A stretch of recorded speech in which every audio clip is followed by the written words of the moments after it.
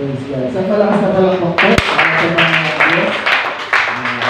Nagkaroon ko po yung opportunity para makapagpasalamat po sa ating Diyos na buhay. Like, share, subscribe. Sa lahat po ng kanyang mga nagawa. At patuloy na ginagawa sa aking buhay. Salamat sa Panginoon, sa kalakasan. Patuloy ang kasiyahan ng aking pakiramdam, ang aking kalooban dahil sa Diyos. Dahil patuloy niya akong ginabayan. Sinama sa napakaraming laban ng buhay. At sa Diyos po ang kapurihan sa lahat po ng aking napagtagumpayan. Alam po po ang Diyos ang kumilos sa aking buhay. At sa araw ng ito ay dumako po tayo sa isang gawain kung saan ang ating Diyos ay patuloy na nagsisiyasat ng ating mga puso. Amen. At makikipagsubukan po sa ating mga buhay. Amen. At alam po natin na ang pagbibigay ay isang mabuting bagay. Amen. Nagawa pa lamang po ito ng sa lumang tipan pa. Nung wala pa po mga panatunan sa pagbibigay sa buhay ni kayo tabi, nakita na natin na nalulugod ang Diyos sa mga taong nagbibigay. So, nagpatuloy pa siya hanggang sa bagong tipan, hanggang din sa babaeng paon, patuloy po ang bigayan. At lugod-lugod ang Diyos, pag nakikita niya na kanyang mga likod, ang kanyang mga anak ay patuloy na nagbibigay sa ating Panginoong Diyos. Amen. Hindi lang dahil ito'y kailangan, kundi ito'y dahil nakikita natin na sa ating mga puso na patuloy natin nirerespeto ang Diyos sa lahat ng kanyang pag-aari dito sa mundo. Amen. So bakit ba ito ginagawa ng Diyos? Yung sinabi naman niya sa book ng Awit, chapter 15 na lahat ng bagay sa mundo ito ay kanya. Amen. So, bakit kaya kailangan pa natin gawin ito? Itong pagbibigay na ito. Kaya sabi ng Diyos, alam natin, nasa creation, sa kanya naman talaga lahat. Walang sa atin, walang sa iyo. Yung damit mo, yung sapatos mo bago, yung pantang mo, yung payo mo, yung hininga mo, bakit yan sa Diyos? So bakit kaya ginagawa ng Diyos itong bagay na ito na kailangan pa natin magbigay? Kaya naman natin bagay. Hindi naman kailangan ito. So ano po ba yung nakikita natin? Kagaya ko yung sinabi niyo po sa Awit chapter 50, na ang nais po ng Diyos sa ating mga buhay ay ang ating po pasasalamat sa Kanya at ang mga panata daw po natin ay ating daw po tuktin. Amen? We declare, we claim na sa ating mga buhay tayo ay spiritual Israelites, and yet hindi natin ginagawa yung mga ginagawa ng mga Israelita sa Biblia. At ano to? Yung mga panata, yung mga pangako, yung mga handog. Amen. Amen. Ang ginagawa lang natin, yung buhay natin ngayon. Tatrabaho, matutulog, kakain, sasamba. Diba? Pero we claim na tayo spiritual Israelites. Amen. Pero hindi naman natin ginagawa yung ginagawa ng mga Israelita dito. Amen. No? Lalo na yung mga matutuwid, yung mga heroes of faith. Diba? Hindi natin ginagawa. Ngayon ang sabi ng Diyos sa Awit chapter 50 verse 14 na ang ihandog niyo sa akin ay ang inyong pasasalamat. Be grateful, be thankful. Ang sabi po ng Diyos at ang sabi pa po niya, ang inyong mga palata ay tuparin ninyo. Amen. Amen. Alam po natin sa ating buhay na hindi ka makakapagbigay ng toro. Hindi ka makakapaghandog ng kape. Amen.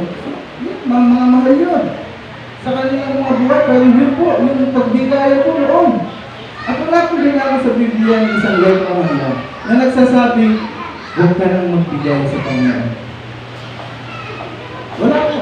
Pag meron po kayo nakita sa Biblia na nagsasabi, huwag ka nang magbigay sa Diyos, sabihin po sa akin. At yun po. Di po ba? Yun po yung naisipatin ng Diyos. Alam niyo mga kapatid ko, sumisiyasat ng Diyos sa ating puso't isipan. Kaya nga po natin yung aral, na yung, alam niyo po sa Matthew chapter 6, yung ang Diyos at ang kayamanan. Alam niyo po yung sinasabi ng Panginoon. Dito po sa chapter 6 verse 24, sabi po niya, sino man ay hindi makapaglilingkod sa dalawang Panginoon sapagkat kapuputan niya ang isa at iibigin ang ikalawa. O kaya magtatapat siya sa isa, at sa pangalawang halaga, at nawawalang halaga ang ikalawa. Hindi ka lang makapaglilingkod sa Diyos at sa kayamanan. So, sinasabi ng Panginoon dito, Panginoon sa Kristo na talagang yung pumahirap. Kalaban ng Diyos sa puso mo, yung kayamanan. Di ba? Yun po yung sinisiyasat ng Diyos kung ano ba ang lubos na mahalaga sa iyo. Hindi mo po kailangan yan. Yang kayaman yan, kung gusto niya pong ganawan ng mundo sa isang itlap, kaya niya yung gawin. Gusto ka niyang bawiin ng buhay, kaya niya yan. Ang gusto lang makita ng Diyos, yung panatama, tinutupad mo. Amen. At nagiging tapat ka sa lahat ng bagay na inuutos ng Diyos Amen. sa atin. So, kasama niya ang pag-uplay na mabuting bagay. So, kailangan ba tayo lagi magbigay? Mamanata ka. Mamanata ka. Ano ba yung kaya kong gawin para sa Panginoon? Diba? Ano pa? Yung kaya kong ibigay sa Panginoon. Kaya mo ba ibigay yung buhay mo? Ano ba yung kaya mong ibigay? Kaya mo ibigay yung kayamanan mo? Upang magamit sa bahay pa ng bahay. Amen. Diba? Magaya na sinasabi sa nalakay, no? Upang magamit sa bahay pa ng bahay. Lahat ng sinasabi ng Diyos may kaakibat na pangako. Amen. At ang yun nga po ang sinasabi niya na sa bagay na ito, sinisiyasat ng Diyos sa ating mga buhay kung ano ba yung Diyos na mahalaga. Yung ba niya bang salita o ang iyong pangangailangan. Yun po tinitignan ng Diyos. Hindi na kailangan talaga yung sarili. Amen. Kasi, alam po natin, no? Kagaya po lang sinasabi ng 1 Timothy chapter 6 verse 10 na ang salapi daw po ang ugat ng lahat ng kasamaan ng kasalanan. Hindi ka na sumasama kasi may pangangailangan ka. Amen. Mabuti ba yun? Hindi ka na ma-attend kasi kailangan mo extra. Yung baon, yung mga bata, kain nyo. Kung mabuting bagay mo, alam natin hindi. Diba? So lahat ng bagay, maliit man ang malaking ganap sa buhay natin, basta involved yung pera, tinitignan ng Diyos kung ano yung nasa puso mo.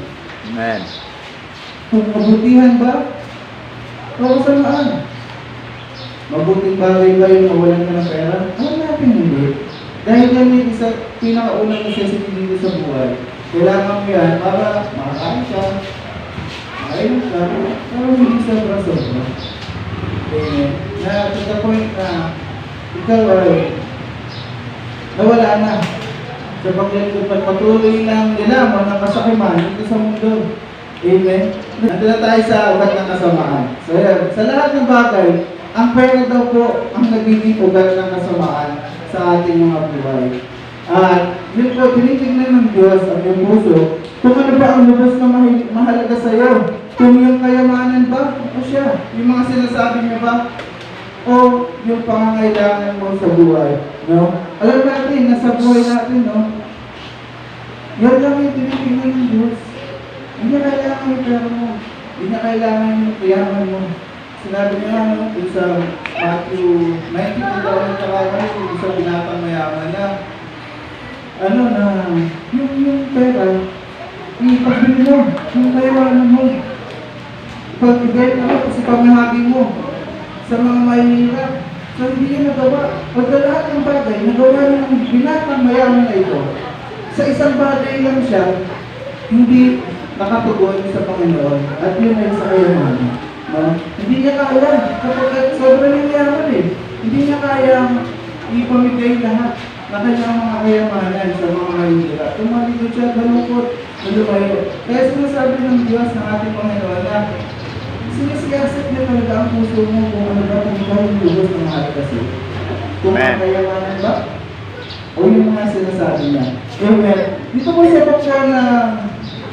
book ng Marcos chapter 12 verse 41. Dito po nalugot ang Diyos. Amen. Atin pong basahin, ang sabi niya po, at po siya sa tapat ng kapambayan at minasdan kung paano inihulog ng karamihan ang salapi sa kabangyaman. At maraming mayayaman ang naguhulog ng marami. 42. At lumapit ang isang babaeng bao. At siya'y naghulog ng 2 lepta na may halagang halos isang beses. 43. At pinalapit niya sa kanya ang kanyang mga alagad at sinabi sa kanila, katotohanan sinasabi ko sa inyo, ang bukang baong babaeng ito ay naghulog ng higit kaysa lahat na naghaghulog sa kabanyaman, sapagkat silang lahat ay nagsipaghulog ng mga kailang labis lamang. Datapot siya sa kanyang kasalatan ay inihulog ang buong nasa kanya. Sa makatuwid bagay, ang buong niya ang tapubuhay. Salamat po sa pagkawasan ng salita ng Diyos.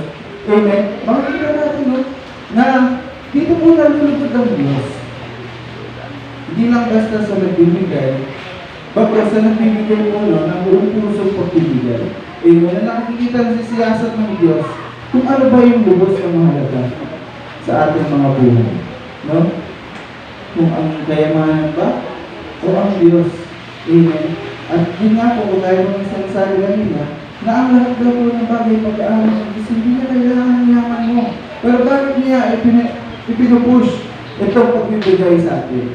Amen. Pag nakakita ng Diyos, kung ano ba talaga yung nasa puso mo. Amen. Kung yung pagsunod ba, yun ba yung mas importante sa'yo? O ang iyong mga kailangan? Kita-kita yan sa puso mo. Amen. Alam natin na ang hindi nagbibigay ay marami. Alam natin yan. Andyan, magkakarugtong na yan. Marami, sakit, ano pa ba? Marami yan. Higit-higit na po yan. At lahat ng po na yan ay galing po sa kasalanan, sa kasamaan. Amen. At alam po natin kung ano ang mabuti. Ano po ang mabuti sa ating buhay? Amen. Sumunod tayo sa Diyos at tayo po yung patuloy na magpinay. Amen. Yun po ang mabuti sa ating mga buhay. Kaya naman po mga kapatid ko, inahayaan ko parang isa na tayo po magpinay sa Panginoon.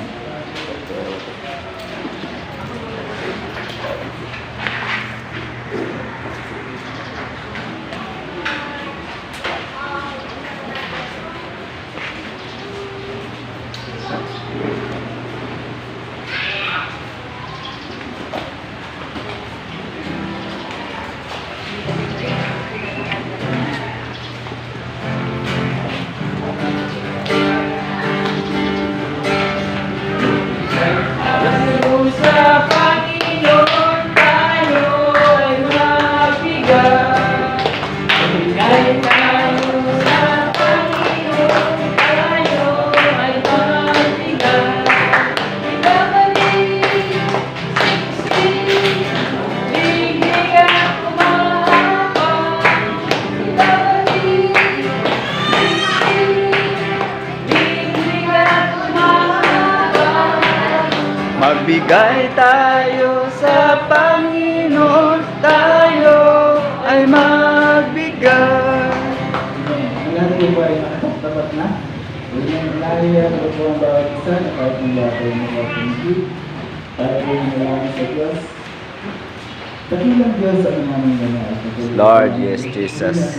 Kung sasalamatan sa araw na ito, salamat ang Diyos sa magiging bagay na pinagkala sa amin. Salamat po sa buhay, sa kalakasan, sa kalaan, sa patuloy pa na hinga na ito ang pinaranas sa amin.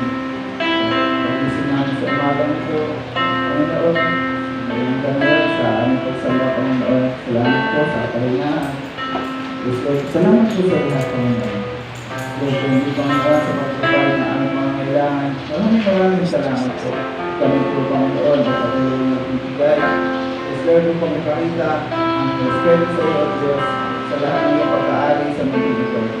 Kailangan natin, Panginoon, na sa aming mga buhay ng pagmamalik sa Yes, mga Jesus. kapatiran na siksipin nila sa mga araw sa aming mga buhay. At nadamit naman ito ng tama sa iyong bahay pa ng bahay ng Diyos. Maraming salamat po. Hindi, sa iyong kapalian, kasi salamat at pagsamba sa pangalan ng Jesus. Amen.